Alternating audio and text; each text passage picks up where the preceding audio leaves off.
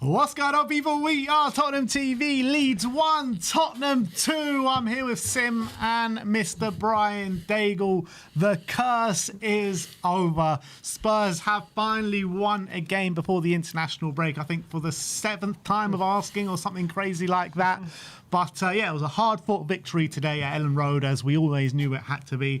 And you know what? It's an impressive victory as well, because Leeds have, they haven't lost at home in the first 3 games of the season, and difficult games as well. They've played Bournemouth at home, they played Newcastle at home, they played Everton at home, and they drew 2 of them and beat Everton first game of the season.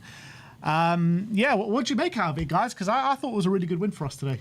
I'm delighted. Honestly, I'm delighted, especially when you started getting nervous at 76 minutes. Then that stat came up that we hadn't conceded. You're like, what are you doing here? You're tempting fate. Like we've just been discussing. Second in the league, all right, the other teams around us hasn't played. But we go into the October international break. 1 defeat in 10, undefeated in 7. I think apart from Crystal Palace, it's the longest running undefeated streak, unless the Filth lost a game. Lost to Liverpool. So yep, it's the longest undefeated streak next to Palace. Had a 2-1 lead, and we know in previous seasons we've given goals away at times like this. We stood firm, did what was needed to get the job done, didn't we? That's why it was a professional performance from us. 100%. We broke a few ducks today. Not only was it the first win before an international break in a long time, but Tell gets his first goal of the season, and Mohammed Kudus gets his first goal in Spurs colours. And Sim, you could see what it meant, not just for Tell, but for the players on the bench as well. The reaction to Tell's goal, really good finish. Yeah, it takes a good deflection, but I think he hits it really well. And he didn't get too many touches today. Wasn't involved too much, but what he did get involved with was high quality. Puts the ball in the back of the net, hits the bar as well. Yeah, and I think that'll do him the world of good. The world of good getting that first goal, because he's obviously, we know the struggles he's had since he's come here. We know he's been left out of the Champions League squad.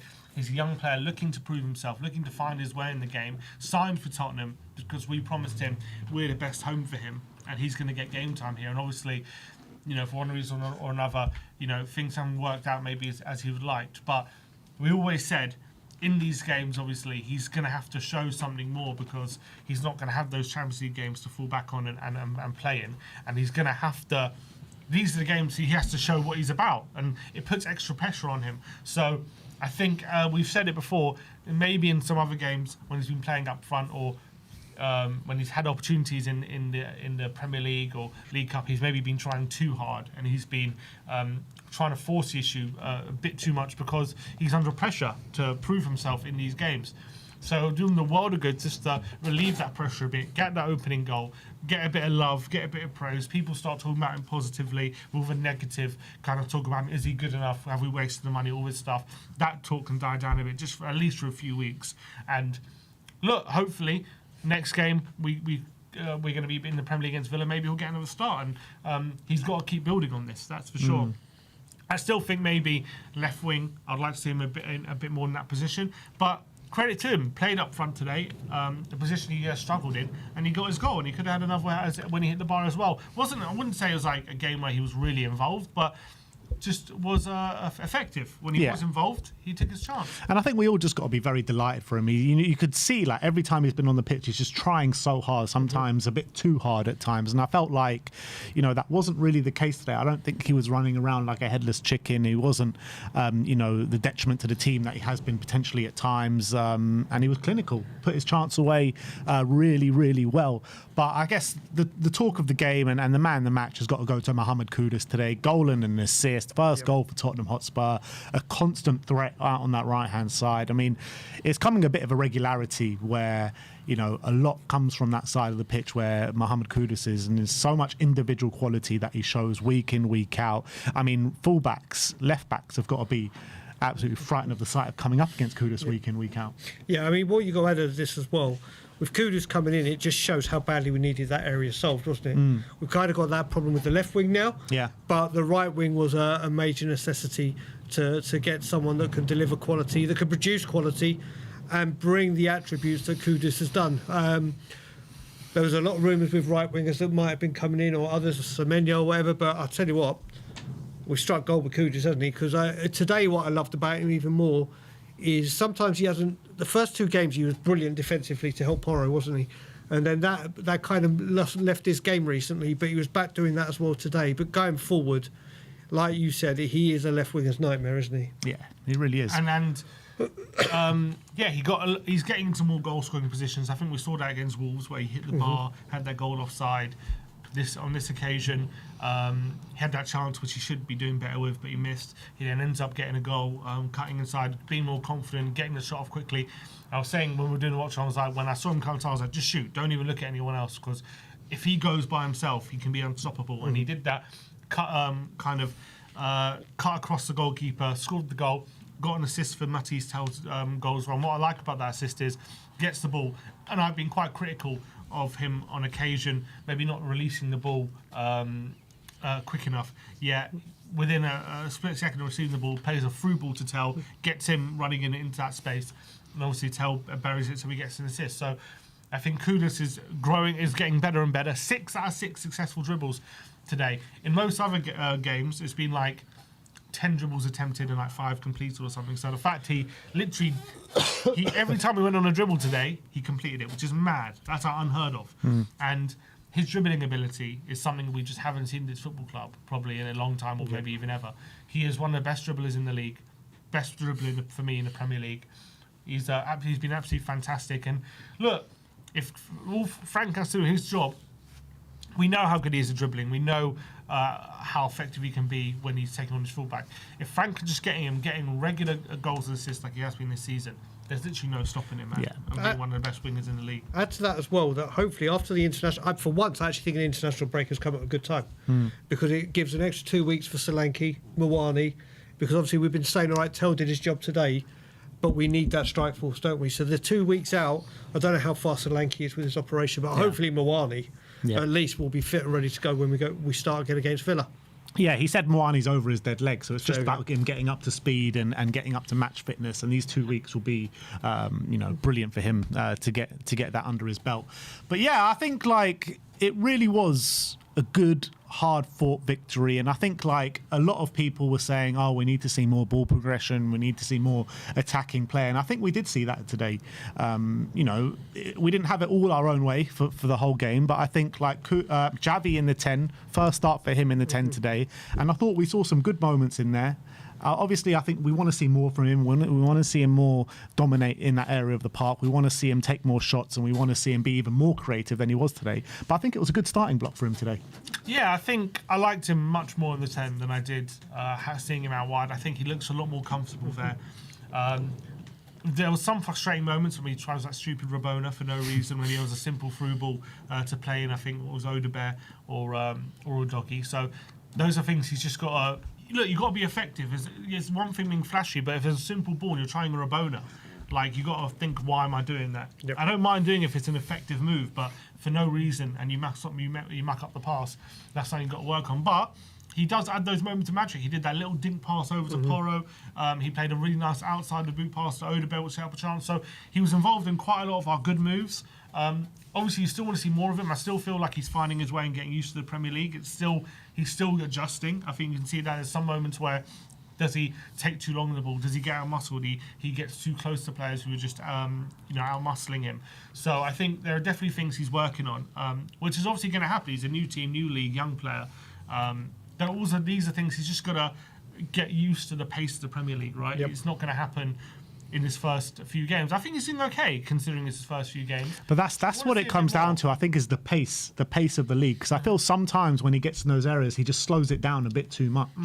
And we know, he's got it in him to play at a fast tempo. And I just feel like when he gets to those dangerous moments, albeit he does have the quality like that chip ball over to Porro, which was fantastic, where Porro's got to be doing better from. But I think he just slows it down a bit too much, and he needs to up his physicality as well. I think if you look at it, we've had slight players in the past. You look at Aaron Lennon, you look at Jermaine Defoe, you look at Luka Modric. Yeah.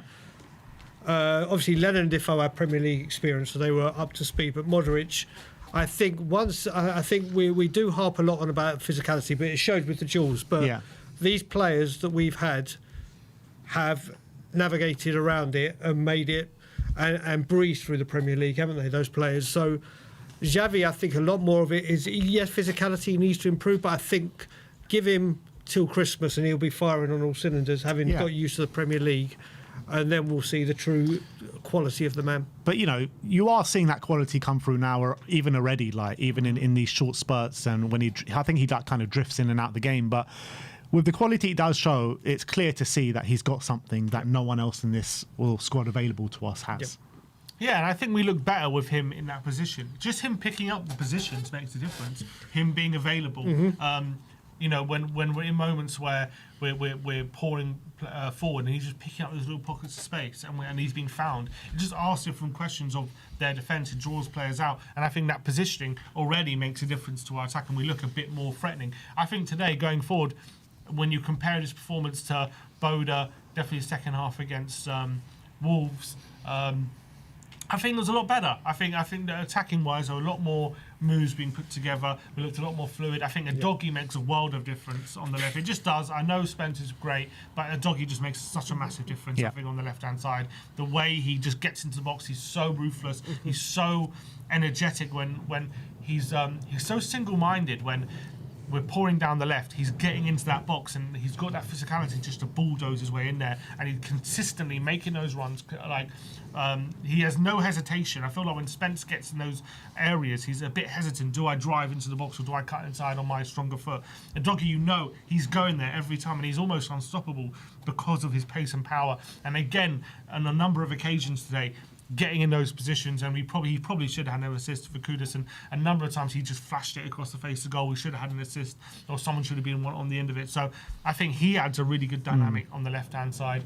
I think Xavi in the middle improves us, although I want to see more from him. And so I'm seeing a bit more fluidity and a bit more unpredictability from our attack in the way it's kind of set up at the moment. Whereas last few weeks, I feel like, or a lot of the season, it's kind of be like, give it to Kudus and that's see what you can do, and that's it. And I think there was a bit of an element of that today, but I thought we were a bit more unpredictable, especially when the doggies are on the left-hand side. Look, they say it, don't they? They say it, never fall in love with a lone player. But Joao Palhinha, man, as every game progresses, I fall in love with this guy even more. Even when he gets that booking, you're thinking, we had that discussion on the watch line being like, should we take him off, should we not? And I was thinking, you can't take him off because he just adds so much for us in the middle of the park. And, he did well to toe the line after the yellow card and not get another one, because he's so aggressive, he's involved in every duel, he wins every tackle, he's so strong. I mean, I love this guy so much. Oh, mate, you say don't fall in love, I'm already smitten. I'm already, honestly, when we went to watch Wolves, when you get to see him live as well, it's just, when you get to watch him away from the ball and see how he spots danger, he is an elite number 6. Yeah, he is elite. He may not be right up there with the greatest in being able to distribute the ball all the time. Some of his passing today was a little sloppy, but his attention to spotting danger and just being there and put his body on the line, and just, I forgot how much of an art tackling was until he came in, and you just see him do it with ease. He, like we said before the game, he is the easiest no-brainer I think this club has had for a loan since, like we were saying, Kulusevski probably, or whatever. He is just a dream to have in your team. But you talk about players that kind of dominate in the middle of the park, and I feel like every time he's on the pitch, maybe bar 1 or 2 performances, I feel like he's really dominating. And I'm not talking about dominating in terms of dictating the tempo of the play, but dominating in a physical way, where, last year it was way too easy for teams just to play through us and through the middle, and he's put a stop to that. Yeah, and we know he's such an unbelievable duel winner. He wins so many tackles, so many recoveries. He's so good at that. He's elite at that, one of the best in Europe at that. So he's added that to our game. He's added that to our midfield, and we're so much stronger and better for it. And it just makes us a lot more solid, a lot more difficult to play through. And look, it's not perfect. I still think there are a lot to work on in that double pivot between Bentancur and Palhinha. I think there was some good stuff today, but I still think there's a lot to be worked on. I think I'm still not sure if in these games, and if today proves anything, that we shouldn't be playing that pivot in these kind of games like we were saying before. But Palhinha himself, another really strong performance, and I think he's been fantastic ever since he's come. He's even chipped in with goals as well, on top of everything he has. Quality goals as well. Like he's been phenomenal. He's been phenomenal, and his start to life is exactly what we would hope. I think he's given us exactly what we thought he would and we hoped he would. Yeah. And it's been brilliant. Yeah, I couldn't agree more. I mean, if you ask me right now, do I want to take up that option? Yeah, of course I do. I think he's been absolutely brilliant. Our best player in the midfield by a landslide, I think, this season. And, you know, he's close to being up there for our player of the season so far, in my opinion. But in terms of in general today, like, it wasn't the best performance. I think we probably deserved it. I think we did enough to get the job done. We got the job done. I think Frank did manage the game pretty well, because I think the first half, you know, Leeds had some moments where we gained control of the game. We got the lead. We should have made it 2-0, and we looked like we were in tendency, and then we let a sloppy goal away, and we let Leeds back in the game. But we reacted well to it second half. We got them in the dressing room. I thought we started the second half pretty well. We got the goal again. And then once we got in the lead, I thought we managed the game fairly well. Yes, I know Leeds had a couple of moments late on. I think Pirro had forced a save out of Vicario. But other than that, they were kept to a minimum. You know, he brought on Sarr. He brought on Danso, went to a back three. Just understood the state of the game, limited Leeds, made sure shutting up shop. We're not going to concede any more goals. Yes, the kind of threat on the counter, and we didn't really look like scoring a third ourselves. But I think we kept Leeds at arm's length, and I think he managed the game pretty well. In difficult circumstances, a team with, you know, the atmosphere was roaring, pouring down with rain against a team who are unbeaten in a long time at home and unbeaten this season in the Premier League at home. You know, it all set up for us to drop points, really. And to go through those circumstances, manage the game as he did. He did a great job, Frank, and he got us the 3 points. So massive credit to him. I think the game management was really, really good from him. But yeah, I still think he'll look at this game and think there's still so much stuff we got to work on. Yeah, look, there's always going to be a lot that we need to work on, particularly like 6 or 7 games into the Premier League campaign with a new manager, with a lot of new players as well. Of course, there's a lot of growth in this team, but how great is that we're sitting here second in the league, albeit everyone else has to play, yeah, fine. But we're sitting here second in the league. We've only lost 1 game all season, and we're talking about there's still major growth in this team yet to come. And I think you've got to look at it as well. That's now 3 wins from 3 when he's gone 4-2-3-1. I think that had a very big impact in today's game. But like you said, he's meant to be a slow starter. We've got players out that are still needing to come back. I still don't think he has played with his strongest 11 once since he's been at the club due to injuries and what have you.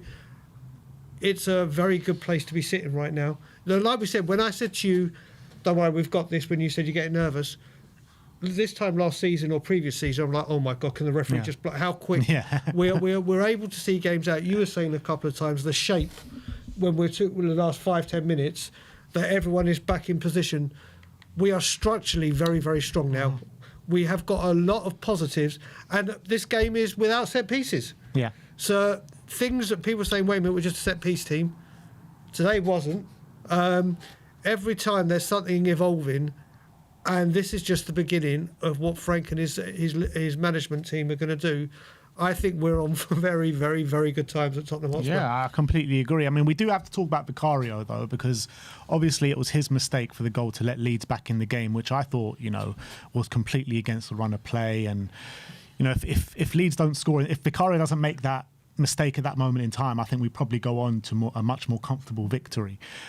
He kind of parries it out to Okafor that's right there. I mean, you've got to get it as far wide as possible, and he just plays it right into the path of Okafor, which was very frustrating. And now that's, you know, quite a few games in a row now where Vicario's goalkeeping has been a lot to be questioned about. But to be fair to Vicario, he did make some big saves in the game to keep us in it late on. Yeah, redeemed himself a bit. Good save from Calvert-Lewin with his feet. That was a big moment. And obviously, right at the end, Pirro has a good effort from the edge of the area, and he one-handed tips it wide. So fair play for not letting that moment kind of affect him.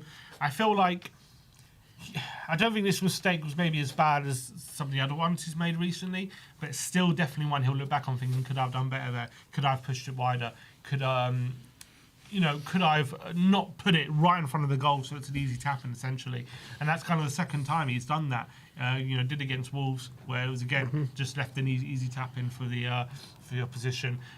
So he's done it again today. So disappointing. I mean, you got to give him a bit of grace that the shot did take a deflection. So that makes it a little bit harder. But if you look at the shot, I mean, it was hard to deal with, but it wasn't like the deflection was a major deflection. It was like it gave it a little bit aloft. But still he should have been dealing with it. It was just weak. If you're going to parry it, don't parry it into the 6-yard box. I mean, that's just simple goalkeeping, isn't it? Isn't that what you're learnt as a goalkeeper from a very young age? Yeah, but it's all reaction time, and when the ball takes a bit of a deflection, it changes how you got to react even quicker to it. But obviously, he has to parry. He couldn't catch it. Yeah. So he had no option but to parry it. But of course, he shouldn't have. He spilled it really.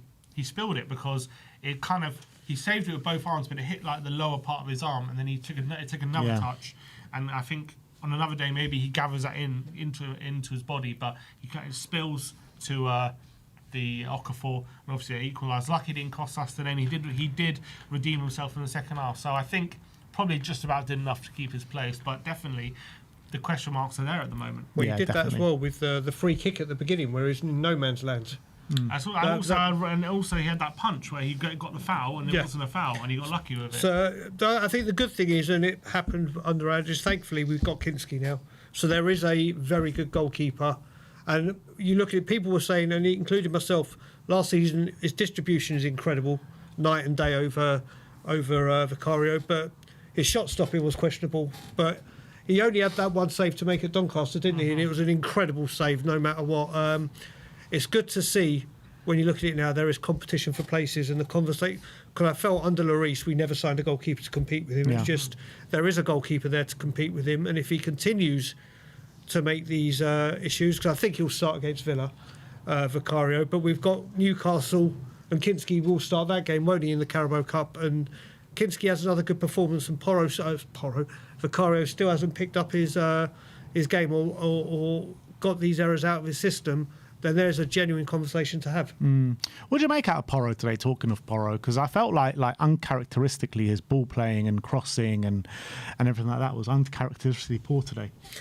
I think in the second half it was a much better performance from him. First half it was a little bit suspect, but you know what? It's his defensive duties that have improved, and it showed again today with his defending. He's become such a solid defender from someone that didn't think he could defend to begin with when he first came. I think what he does there is brilliant. But he, like you said, going forward where he offers genuine quality with his right foot, it had been a bit lacking. But I think that improved in the second half as well. Should have done better with the Simmons bit of magic. But I think it was a very strong second half performance from Porro. Yeah, better. I think today he'll look back and think he'll be disappointed with himself for some of his passing and sloppiness. And defensively, first half as well, wasn't having an easy time of it. But I did think he recovered much better in the second half.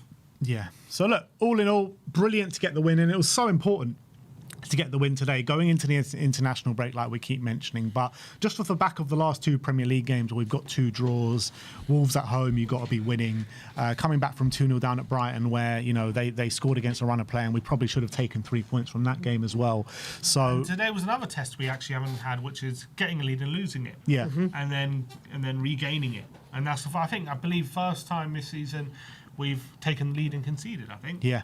And we came back and won the game. Came back and won the game. Came back and won the game. So we can actually have 2 weeks now of the international break, not mulling over a loss and sit back and relax like we can over the rest of this weekend as well. Because we're the first Premier League team to play this weekend, and we can sit back, watch the rest. Game on Friday, but. Okay, second, all right, second. And we can sit back with our feet up and watch the rest of the results roll in as we sit in second in the league. But yeah, big up to you, Dale. Thanks for coming on today. Worries. I'm going to go watch the fan show from the other way. But I will say, I can see my Canadian brother. I can see Nate. So big up to Nate, brother. Big up. But yeah, that is your instant match reaction, people. And as you can tell, we are delighted that Spurs have got 3 points today under difficult circumstances. And also, even the weather conditions were absolutely poor. Wind, rain, and we got the job done. We got the job done, people. But let's move on and let's speak to, as Brian gave us a few spoilers. You got a...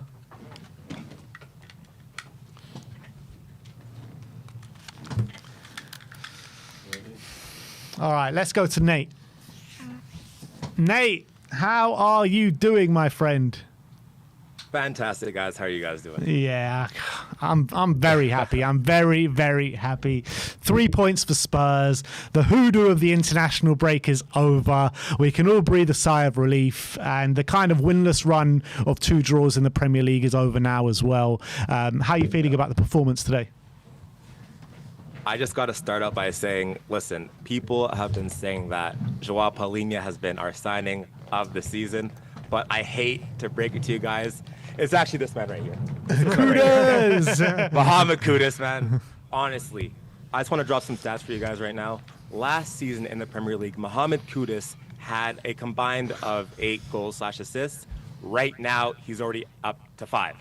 So, again, West Ham fans, they were telling us, Kudus ain't going to do all that. Oh, the goals and assists. He's already close to totaling his exact total from last season. So, Mohammed Kudus, what a player, man. So fantastic. And overall, the performance was so good to see, man. I think the first half was a little bit suspect. I was worried because I saw the Bentancur Palhinha double pivot. And I was like, geez, Thomas Frank, I thought you learned from your mistakes. But, I mean, maybe he found something with putting Xavi Simons in the 10. Then you're able to play Palhinha and Bentancur. Maybe that's like the key to that. But, I mean, yeah, overall it worked out great. So props to Thomas Frank on that one. Yeah, we got the 3 points today, Nate. I mean, if you look at the stats, it maybe tells a bit of a different picture. You know, we had, the Leeds had quite a few chances, had a lot of shots today. Like, would you say Spurs deserved the win? Is that how you feel, or was it just a case of we got the job done? I think it's a little bit of both. I do think that we deserved the win just off the course of that we took our chances. Leeds didn't. Leeds had the chances, but they really didn't take they didn't really take it, obviously. And then Vicario made some very good saves as well. But I think for us, specifically in the second half, we were a lot more clinical and direct with our chances. But even though the stats show that, I guess, Leeds probably had more of the possession, I assume, and probably higher expected goals, I still think that we still deserve the win, to be honest. I still think that we did because we took our chances, unlike Leeds did. Yeah, it's actually true because I'm just looking at the XG now. We scored 2 goals from an XG of 0.52 today. Yeah. And they had 1.66 XG today and scored only 1 goal. So quite unbelievable. I mean, still, the low XG continues. Yeah, even on that, though, like, this is the part where I'm like, okay, as bad as the XG is for Spurs, if this is the start of Thomas Frank and we're still coming out with these results, these wins, and still finding these goals, even though that the offense is not clicking, I'm going to take it, bro, because the XG is low. We can't lie about the stats, but we're still managing to get these goals, still managing to find results, at least out of these games. Imagine, as you guys were saying, imagine what happens when the offense actually clicks. How far can we go? So for me, like right now, it's just about, especially in the early parts of the season, because November, guys, it's coming quick. That's going to be a very scary time. So these games are very important to get points on the board. So at this point, I'm taking it. I hope and pray that Thomas Frank will put the right tactics in place to get the wins and get the offense going. But for right now, I'm taking the points. I am. Yeah. What do you think in terms of the lineup? And if as you were saying, he put Xavi in the 10, put Tell up front. He had that continue with the pivot of Palhinha and Bentancur. What worked for you and what didn't work for you on the pitch today? Honestly, like for me, the lineup would have been a 10 out of 10, but I saw the double pivot and I was like, man, what are we doing, bro? Like I was saying before the game, I was like, typically as kids, we're taught like, all right, when you touch the hot stove, you're gonna get burnt. You know what I mean? And 99% of us, when we touch that hot stove, when we get burnt, we're like, okay, we're never gonna do it again. But the 1% is gonna keep touching that hot stove and keep getting burned. And I thought that Thomas Frank was that 1% when it came to Bentancur and Palhinha and keep persisting with it. But I thought that was the only issue, and it showed in the first half. But the key difference that I noticed in the second half was I think he allowed Bentancur and Palhinha to push up a little bit more. I think in possession in the first half, they were a lot more narrow, Palhinha and Bentancur, which obviously Romero and Van de Ven are also more narrow in as well. So there's not really too much passing options there, but they were allowed to get more forward in the second half, which allowed the attack to be more freed up. And then Tell as well, striker, I think that was a perfect decision. And then Odegaard and Udogie on the left, man. That is such a good chemistry that we have going for us right now. It's fantastic. So I think that was a perfect selection when it came to the left-hand side, which allows the right-hand side to be more free as well. We got the first look of Xavi Simons in the 10 today from the start in the Premier League. How do you think he got on today? Yeah, Xavi Simons. Man, I think overall, like, it was a good performance. I will say it was a good performance. When Xavi Simons is not, being too slow on the ball and not doing Rabonas and nonsense for no reason, I think that's when he's really flourishing. And his ability just to wiggle past his man, drop his shoulder, center of gravity, and shift his way through. It's lovely stuff. And I think his distribution of play, especially on the left-hand side, I think for Xavi Simons, just keep him slightly on the left with Odegaard and Udogie, and I think he'll come off a lot better. But yeah, I think overall it was good. It's just for him, I think it's just a matter of thinking a little bit more when he makes his decisions, and then as well speeding things up, because I think he's taking too long on the ball for some cases. And Tell up front today, he got an opportunity, got his goal. What will that do for him? And do you think you saw a bit more from Tell today? Yeah, man. Listen, I'll hold my hands up. I'm probably the biggest Tell hater on the app, bro. I've been saying this guy. I've been saying this guy for so long, man. Honest to God. But I'm so happy for him. It's nothing personal against him, obviously. It's more so just I watch football with my eyes, and my eyes tell me that he's been garbage.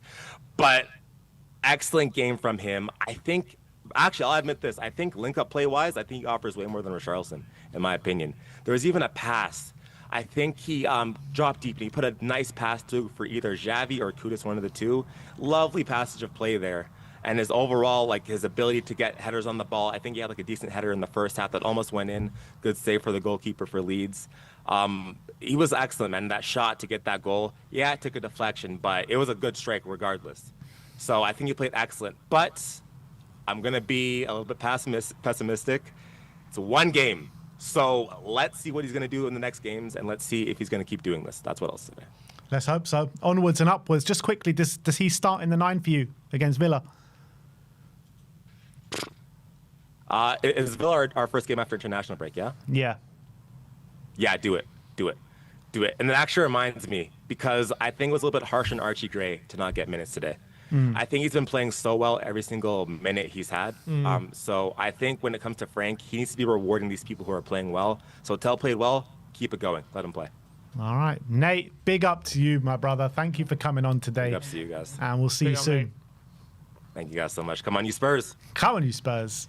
It's a good point as well. Yeah, I would have liked to see Archie Gray today, as we kept mentioning, but didn't All even his family there. Yeah, didn't even get a minute on the pitch. We got a couple of super chats to get through. Reefer says people screaming Semenyo, but if he's for sale, I can promise you that big clubs are ready to spend big money on him, which is probably very true. And he's an Arsenal fan. But was there an opportunity maybe last summer if someone stumped the money and we could have sold it in? Yeah, but we went for Kudus instead. Could have gone for both. Yeah, well, that would have been great. Isaac Newton Jr. says 2 key takeaways for me. One, I can say Udogie is the best left back in the Premier League right now. Ooh. And we can just extend a long-term contract of laziness in Bentancur. And we've just, I don't agree with that.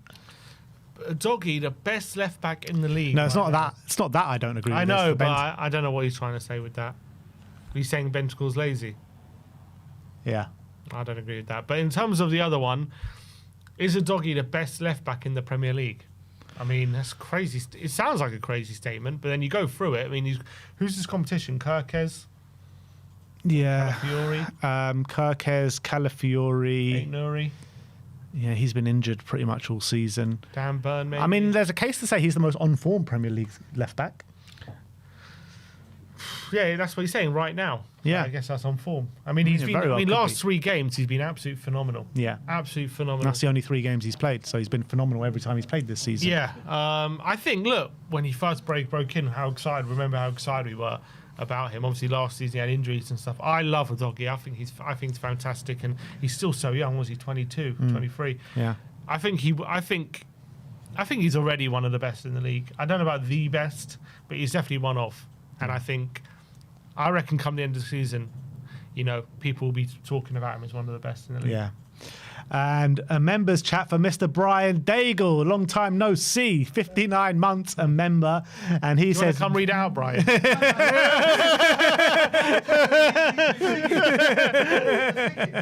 He says, big up everyone in the chat and my brothers Ben and Sim, Thomas, Frank, and you can't start a fire without a spark. Kudus is on fire. Big up to you, Daigle. And I don't need to say it to you through a screen. I can look back at behind the screen and say it to you. Big up to you. But let's bring on Stephen. Stephen, we spoke after the last game. You said you're so worried about going into this game away from Leeds. We got the job done. Yeah, much better today. Absolutely fantastic result. Tough place to go. Leeds not lost at home in a year.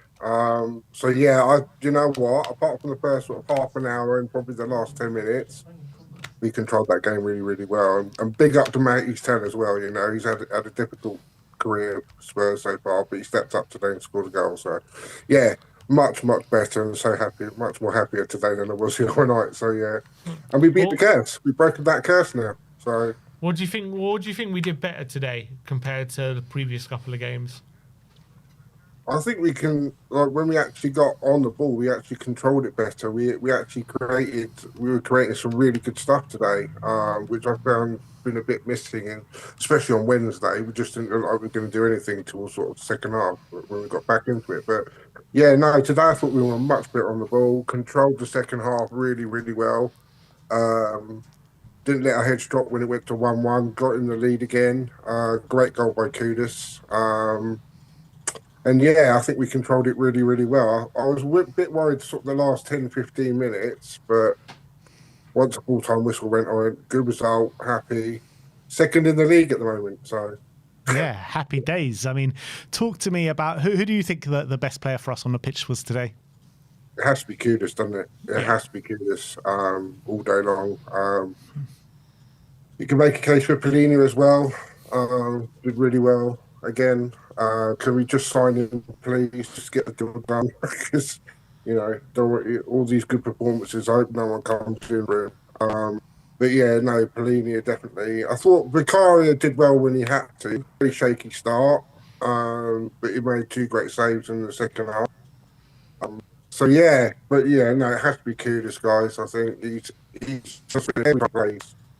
He's been exceptional, and when he's not on the pitch, you can see how much we miss him and his creativity and his it's just all-round ball play. He was just absolutely fantastic every time he puts on the shirt and plays for us. So yeah, really happy. So yeah, second in the league, guys. I keep saying it.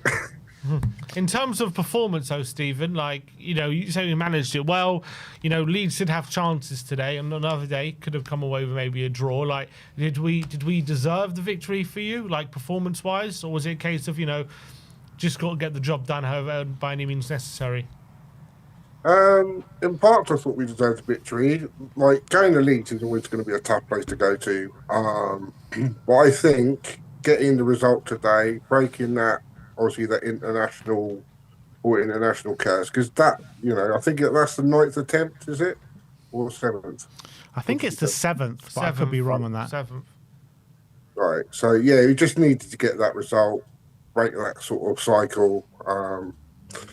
And, yeah, but, you know, you got to give credit to Leeds. I think they'll be fine this season because they've been a good effort today. But what it did is it came down to when our chances came, like Tell and Kudus returned, which, you know, I felt like we have been lacking a little bit this season in parts. But yeah, no, guys, you know what? You've got to give credit to Thomas Frank as well. Got his subs right, bringing on Dance just to shut up a bit. So yeah, but no, yeah, really happy guys today. Can't keep saying it enough. I'm buzzing. Enjoy the weekend.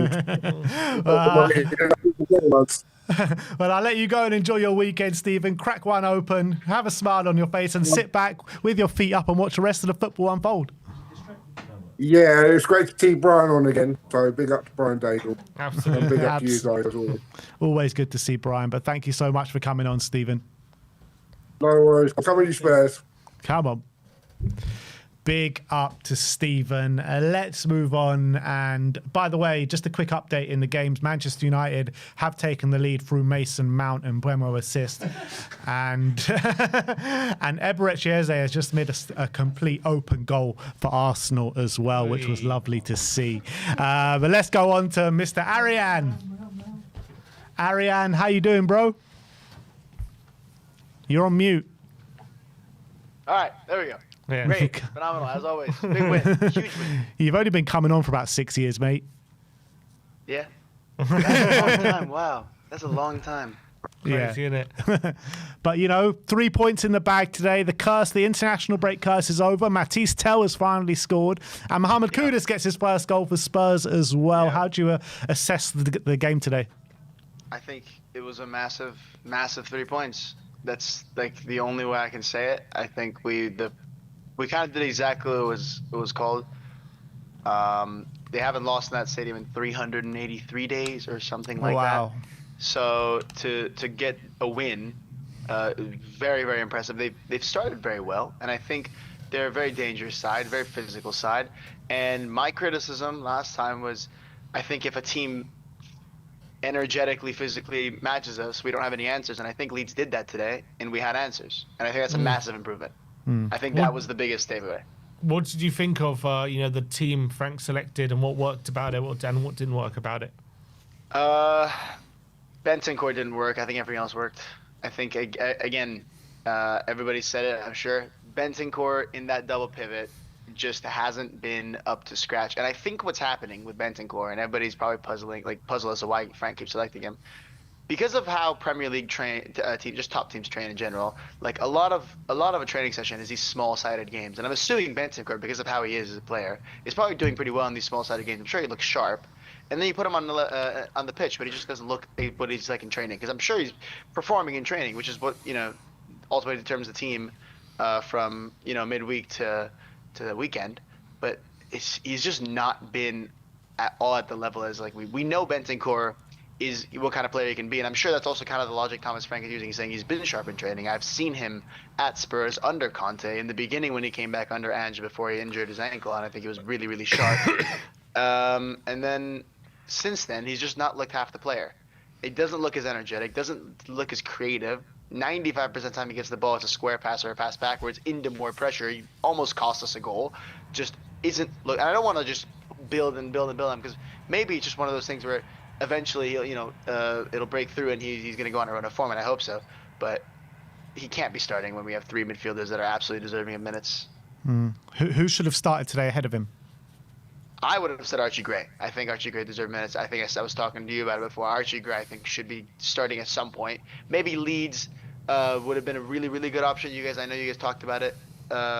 He's familiar with the ground. He's probably going to receive a warm welcome. If anything, you want to cool down kind of the cauldron that stadium's going to be, which is why, again, they've been so successful for the last year and some change.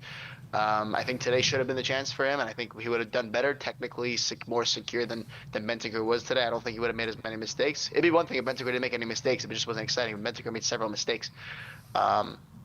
Which is what makes it so confusing. Because if it was like Bentancur is a really secure, like Palhinha, some people can say he's not quite as good on the ball, but he's just he brings so much value and security to the team that you can't make it a case for him to be dropped. But Bentancur doesn't do much of anything. I think maybe last 10 minutes he was pretty decent, but for 80 minutes, a lot of what was going wrong was going through him. You know what I mean? So he did have his hand in the goal that we scored as well. Lovely little touch to Kudus. But I think that's like a Sergio Busquets to Messi kind of thing. Sergio Busquets, what a player. Right. Sure. But the credit lies with Kudus. I think what did work, Xavi in the 10. Xavi in the 10 today, phenomenal. All right. You guys were talking about it, how Kudus was so over-reliant on Kudus, all the numbers, and then we're looking, everything is like Kudus, Simmons, Kudus, Porro, Simmons, Kudus, Simmons, Porro, Simmons, right? So today we saw exactly what Simmons is made of. I think so many things were coming. He was kind of drifting to that 10 left position and just causing havoc.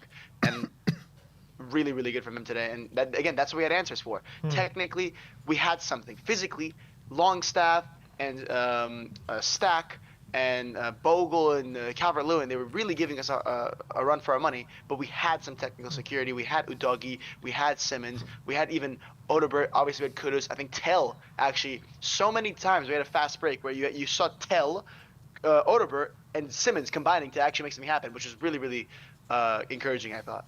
Yeah, and it's such a welcome, isn't it, when you're looking at Simmons, but particularly Kudus and Palhinha, how they've become so instrumental to the team where we can, it's hard to see this team without a Palhinha in the middle of the park or without a Kudus on the right-hand side. And they've just come in, they've hit the ground running, and they've probably been our best two players this season. And the game today was no different, was it?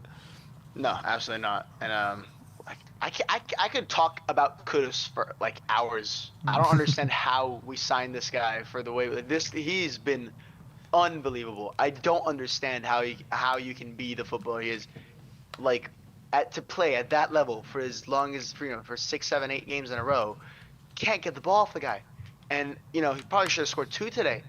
Unbelievable. I cannot believe. Like on one hand, it's like, are we over reliant on him? On the other hand, is he just that good?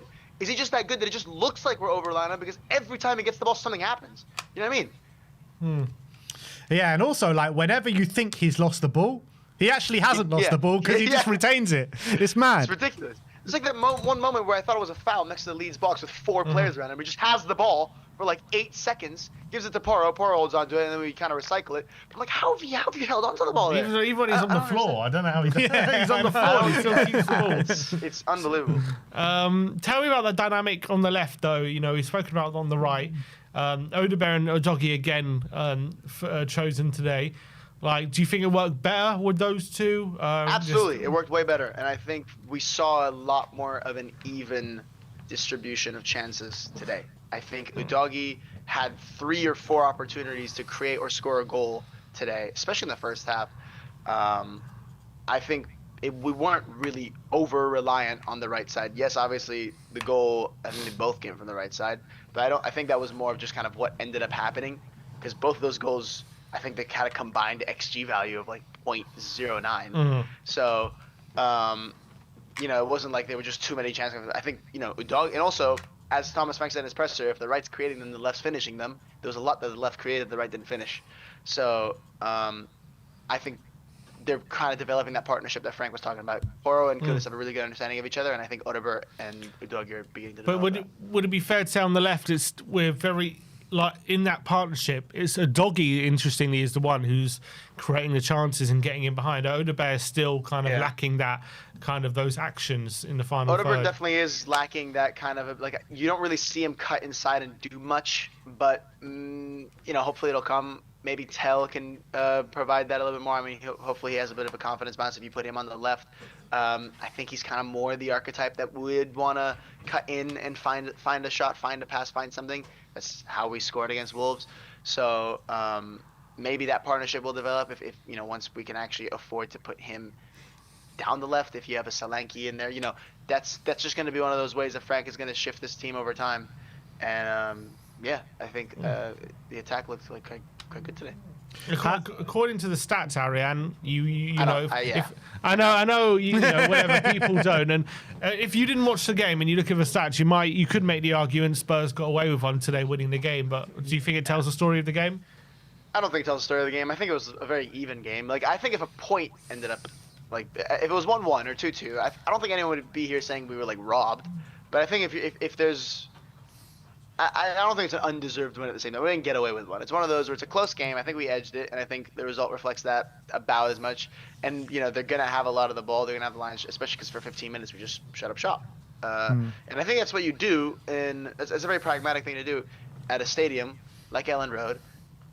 In a relegated side who have this physicality, they're going to be putting the balls in the box. You bring on a Kevin Danso, who's really good in the air. Calvert-Lewin is a threat in the air. They have half their players are just really good threats in the air.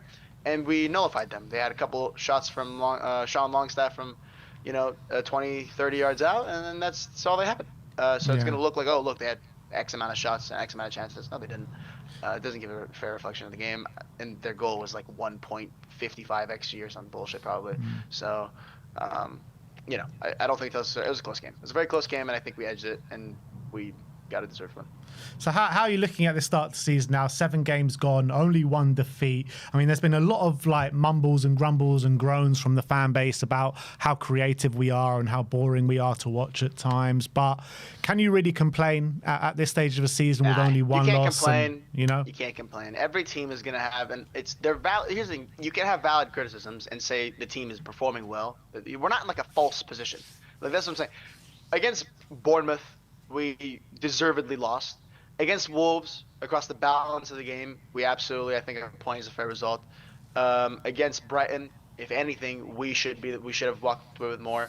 Against West Ham, I think we absolutely battered them. Against Burnley, like, what result are you looking at and saying that wasn't a fair result? That Tottenham got away. I don't think any maybe result. Boda, right? but not in the Premier League. Maybe Bodo Glimt, but that doesn't affect our league position, does it? Not the Premier League anyway. And I think a lot of this expected points has to be my least favorite stat, by the way, because a lot of it is like based on this XG differential, which is really skewed by 1 game, and that's Bournemouth. I don't know why expected points isn't just 3 points if you win on XG, but that's a different conversation. Yeah, that's it. I think it's a very, very good start to the season. Very strong. We look defensively really, really solid. I think what was it, 2 or 3 clean sheets already. Even when we concede, like it's normally down to something that's not structure based stuff, small individual stuff that can be tweaked, stuff that can be improved over time, just kind of an understanding thing, or just like freak accidents. So, you know, all in all, I think exactly what Thomas Frank envisioned for the start, and I think what we all expected at the big. We were thinking we have a range of expectations. We're either going to start at here or somewhere in between. I think we're about in this area of where we thought we were going to be. So I'm very pleased. I'm not saying we're in a title race or anything like that, obviously, even though we're like 2 points off top. That's not where I'm going with it, but we're playing very well. We look like a top 4 team. We look like a Big 6 team. We look like a serious team, and we're going to go very far in all these competitions that we're competing in if things, you know, continue on this course, and hopefully they only get better and better and better. Oh, quickly, you know, you're a big defender of Vicario. Well, what do you think of his role? What do you think of his role in the goal today? I didn't want to bring it up because I was hoping he has asked me. I think first of all, I jinxed him. I so jinxed him because the second I said it, 3-4 games in a row, he's been a talking point. But I think today, of all the days that he's been on the end of this, like, oh my God, what? Today is not deserved at all, because that goal that people are blaming on him, I think it's ridiculous. It takes a nasty deflection off Van de Ven's boot, completely flies to a different elevation, and he has to get his hand up, which is why it's such a messy parry. And it goes to Okafor, and Udogie should be getting there. That's Udogie's fault, for me, in my opinion. And then, fast forward to the second half, 2 massive saves. So I think if you're looking at Vicario and saying he's cost us anything in this game, you have a predetermined conclusion, and you're just looking for evidence. I think Vicario, again, absolutely top goalkeeper. Has again, I don't think what he did. You can maybe, like for the Wolves game, maybe he should parry away better. Again, I think not really his fault.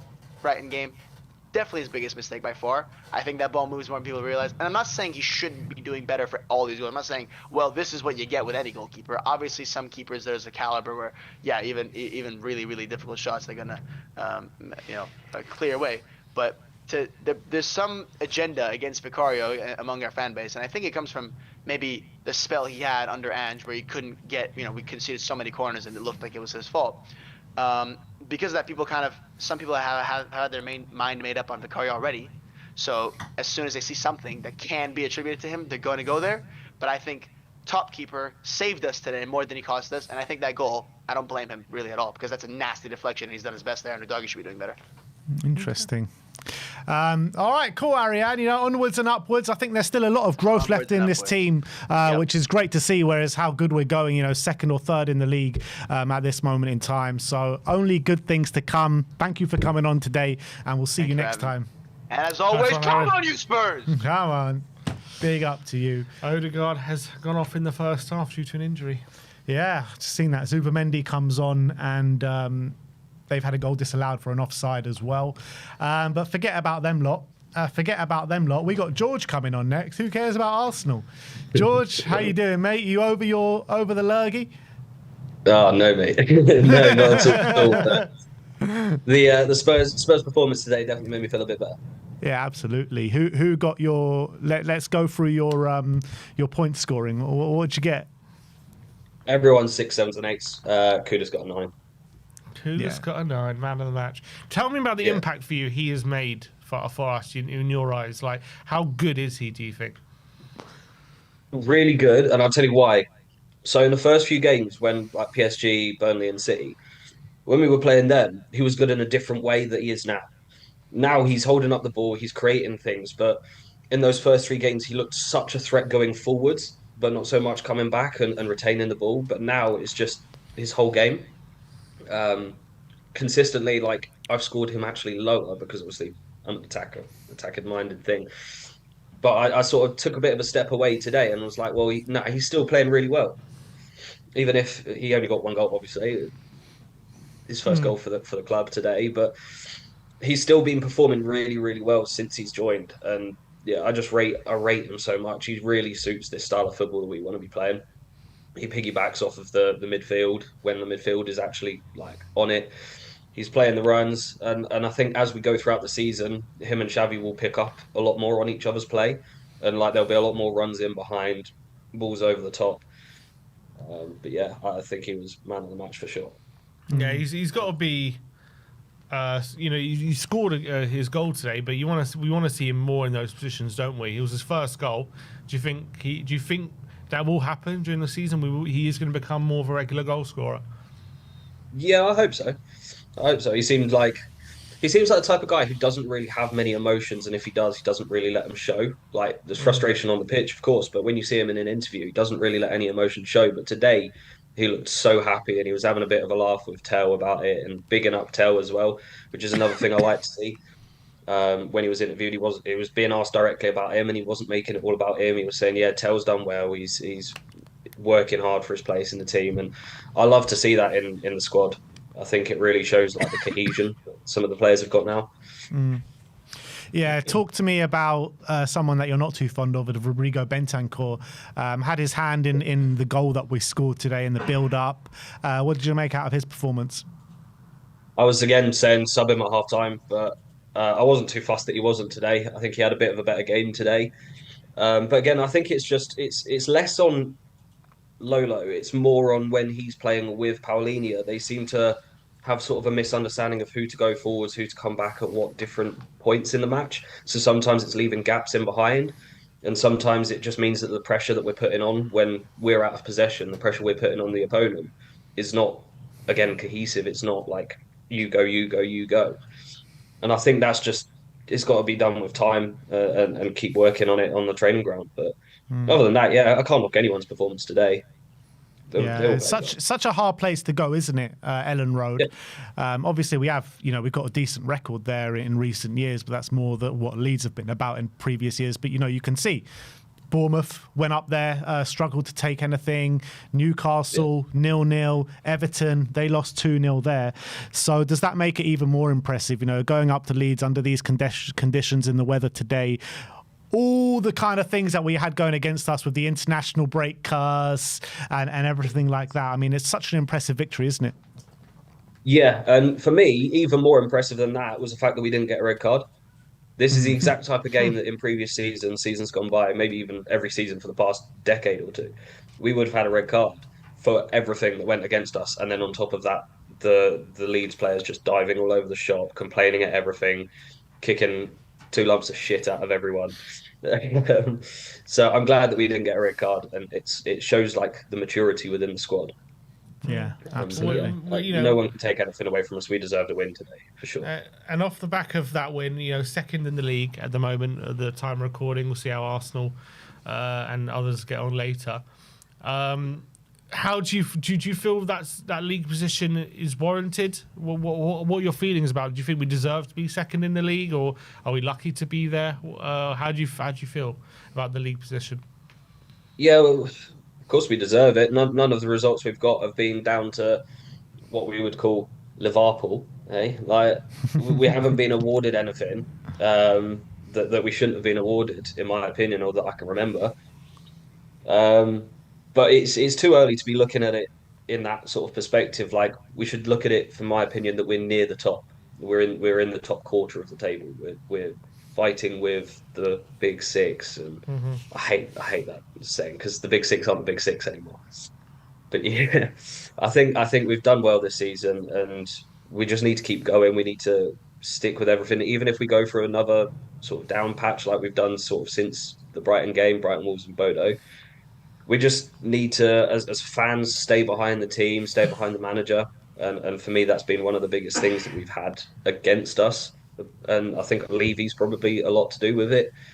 But even after he's gone now, a lot of the fans, there's a lot of infighting. I see a lot of disagreements, and the ultimate goal should be everyone should be behind the team. Yeah. I don't get that. So that's my rallying cry to everyone watching. Get behind the team. Get behind the team. Listen to Paul Coit, mate. Listen to Paul Coit.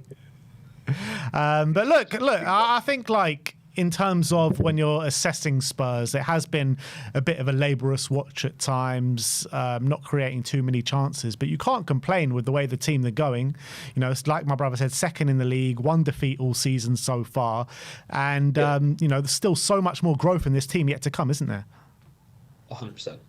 100%. And that's what's exciting about it. Like, there's players to come back. Madder's still my favourite player. But Madders, Kulu, Dragusin coming back will be a big help at the back. It will mean that we can rest both our centre-backs at once. The only thing that I think we're a bit short on is right back. But then when Dragusin comes back, we can position Ben Davis out there. So we can maybe start rotating Pedro Porro a little bit. But other than that, yeah, just want to see sort of more consistent lineups like we saw under Ange, where you can almost guarantee it's the same players every week, but just with a couple of players maybe being a question mark of, they're not as quite on form, let's try this. I don't like it when we're changing all 3 midfielders, which we seem to be doing at the beginning of the season. It seems to have settled down a bit now. But I still think that we should be starting Sarr, for example, today over Bentancur. That's nothing, again, on Bentancur. I think he's had a couple of games he's been off the boil, but he's a good player. Yeah. I just personally don't think he suits the system that we play in the Premier League. But when we go to Europe, I think that's the type of games that he could really, really show his class. And yeah, I'm kind of waffling, but I hope you get what I'm trying to say. Consistency for the Premier League, and then consistency for Europe as well. I just want to see it in the squad and not too much rotation. All right. George, always a pleasure, my friend, to have you on the channel. Onwards and upwards, as we say, and get behind the team and up the Spurs. As always, in channeling your inner Paul Coit. But yeah, thanks for having us on. Come on, you Spurs, and big up Brian Daigle on the back. I hope you get better soon, my friend. Big up, George. And just as George goes off, Arsenal go 1-0 up through Declan Rice. Against his old club. Manchester United are 2-0 up as well through Benjamin Sesko. But as always, we save the best till last, and it's Mr. KPV. It's me, it's me, it's KPV. God's sake, Ben, you've only gone and ruined it. There go them lot. And now 1-0 up in their top. I didn't ruin it. It's my fault that Arsenal got 1-0 up. You've only gone and ruined it, Ben. Come on, Ben. No one cares about them lot from Woolwich. And there was me saying I saved the best till last. It's the worst till last. I'm the best till last, and you know that, mate, because we always save the best till last, and it's always like this. And you go and ruin and say that Arsenal go 1-0 up. Come on, man. Nobody cares. Like... They always bottle it, and it doesn't matter what you think. Oh, shut up, you twat! Like, brilliant win, and I think people are being a bit harsh on Bentancur. He just signed a contract. Like, look at what happened to Pep last season. He signed a contract, then a few days later we battered him. Like, we've only lost to Bournemouth that one game, and 7 games unbeaten now, and the curse is finally over. We finally win a game before international break. We are second, and it's not bad. And second, we're above the Cherries. Nobody cares about them. I don't like Cherries, and nobody cares. Like, what's wrong with Cherries? I don't like. That's their name, innit? I don't give a damn. You like the team, the Cherries, or you don't like the fruit? I don't like both, mate. Nobody cares, blood. Like, I hate both. I hate that team, and I hate the name of the fruit because. That's what they Cherries, and nobody cares about Bournemouth because they haven't won fuck all for years, and they won't win anything, and they're not going to get Champions League football because they'll lose to the big teams and they'll just get knocked out. So yeah, Who was your man of the match today, KPV? Oh my god. Always ask me here, but some people say Kudus. Some people say Kudus. What do you say? Tell. Come on. He wants to be in a Champions League squad. Well, Frank, I hope you watched. You know what to do, mate. Because some people have been harsh on him, saying, "No, he doesn't deserve to be in a Champions League squad." Well, everyone, stop disrespecting another French geezer and Vicario. Like, everyone knows how much I like the guy, but bring back Gazaniga. Bring back Gaza, because no offense to Vicario, Gazaniga saved a penalty at Watford before COVID. People, go back and watch it. Dini missed it. Bring back Gaza, who knows about saving pens. Vicario can't save it. He only done it when he was in the Serie A, but not for us. And we need a keeper to save one. I think we need to start Brandon Austin, because, yeah, Brandon Austin, my guy. What about Kinski? Kinski, has he ever saved a penalty? I don't know, but... When did Brandon save a penalty? Brandon done one, was it in a pre-season a couple of seasons ago? Must have been. We played, Portsmouth or whatever. Yeah, he knows, but I see Alfie Whiteman's gone. What? Where's Alfie Whiteman? Whiteman? Yeah, Alfie Whiteman. Like, did people not know he was a mascot when we played West Ham all those years ago? He was a mascot. I didn't know that. Well, everyone, you can check. And I forgot to tell you two on Tuesday or Wednesday, whatever it was, but I'm going to see two former Spurs legends captains in Ledley and Dawson here in Bishop Stortford in November. Come on. And I want to see you live stream it. Unfortunately, mate, the Wolves, I can't do that, mate, because I'll get told off. But like, we wouldn't want that. I'll send you the pictures, lads, because you've seen a picture of me and what's his name, Graham Roberts or Ozzy Ardiles. You saw that on social media. You've seen that picture. Like, I went last year to see him, and I'm going to see two former captains, probably the best centre-back partnership in the league. I don't care what Brian Daigle says. Vidic and Rio, does. But Vidic and Rio, second best partnership in the league. Sorry, Daigle, but Dawson and King just nick it for me. Like, they won the League Cup. That was, before them two did it. And, but Brian needs to understand we bought Toby from Atletico Madrid, not Southampton, and he still doesn't accept. Well, check it. We bought Toby from Atletico Madrid. You hear that, Brian? You're getting called out, Brian. Do you want to write? You never accept that it was a. Do you want to write a return? Do you want to write a reply, mate? Do you want to write a reply? You never accept. You never accept, Brian. It was Atletico. If you can admit it was Atletico, we can move forward. It was Atletico, Brian. That's it. Brian's still denying it, Kyle. Well,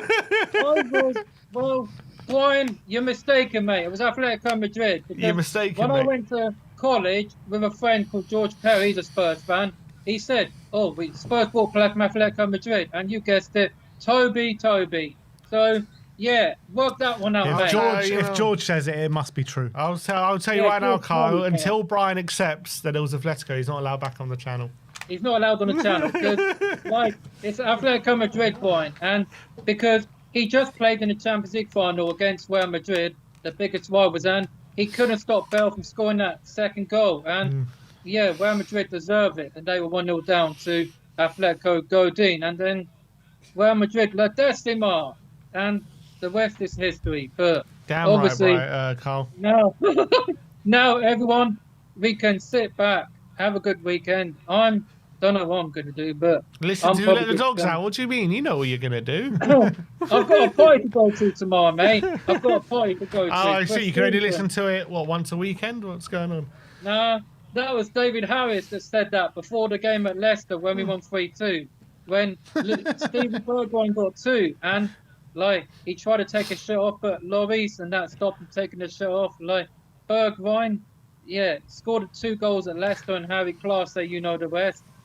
But yeah, bring back Harry Kane, mate, because yeah, the only team who would ever come back to the Premier League is Tottenham, and yeah, we could do with him because we keep losing to these lot who I don't care about winning 1-0. Like, we need Mr. North London Derby back.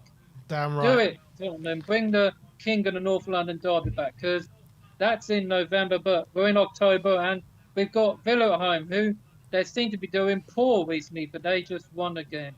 But anyway, off. I'm off now, so I'll see you all in 2 weeks. And, See you, Carl. And I don't care what happens in the Forest Chelsea game on the you-know-what date, because that's not a good day for us, so I won't say it. So, but I'm out, people. See you on whenever Spurs play, if it's on the 19th or whatever. But I'm out. La Bosh. La Bosh. See you later, KPV. 18th of October. What's that date? Don't know. It's Grandpa's birthday. It's apparently not a good date. He said he doesn't even want to say it. It's a day of celebration, celebrating Grandpa's He life. doesn't even want to name. Doesn't even want to talk about the date. Yeah, I don't know what he's talking about. To be fair.